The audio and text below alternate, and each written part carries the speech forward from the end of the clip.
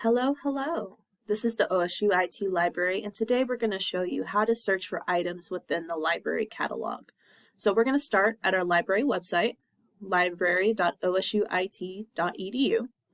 And you won't have to scroll down very far, but you'll see this search box right here. This is what is linked to our library catalog.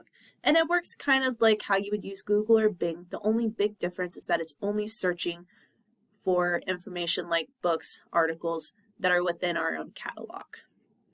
So for example, I'm going to type in gambling and press enter. Quick note, your search results might appear in a different tab. It's totally normal, pretty useful if you're searching for multiple things. I know I'm a multiple tabs type of person myself. And then this is our results right here. There's a lot of boxes. It's kind of a little crazy looking, but I'm only going to focus on a couple of things in here and then a couple of boxes on this left-hand side. So in your search results, you might see a couple of different things. So you might see a physical book, for example. So we have our location. This is very important that it has OSUIT in it. I'll kind of explain that a little bit later. And then that's your call number, which is just how you would be able to find the book. If you're maybe off campus or you want to pick up the book itself, you can place a request and it kind of holds it or reserves a place in line for you to get it. The other one you might see are articles. So you have a couple of buttons down here below, and it's about full text. So this will just allow you to see the text, the article in its entirety. You don't have to go to a different website. You're not having to pay for anything. If you click on it, it'll instantly take you there. You can email it, print it, whatever you feel like doing.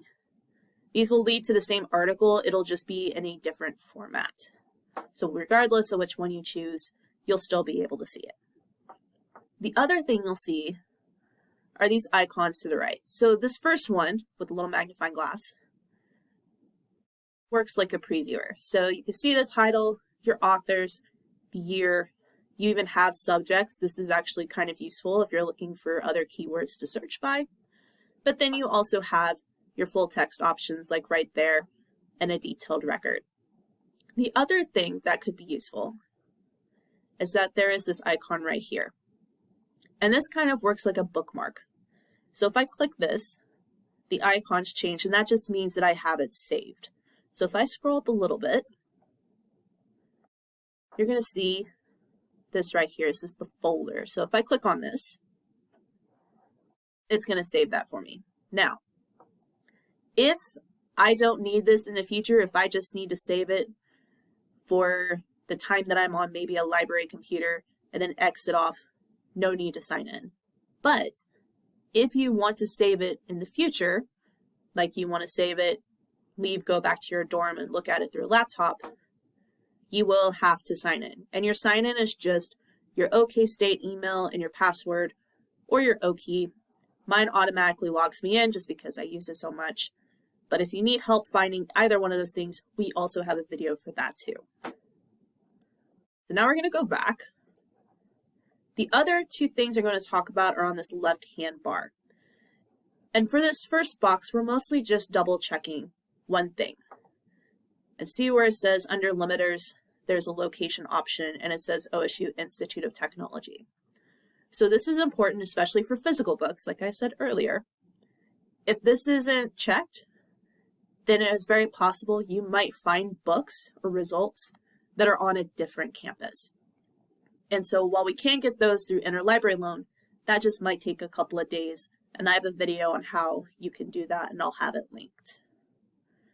The other things to consider are right down here.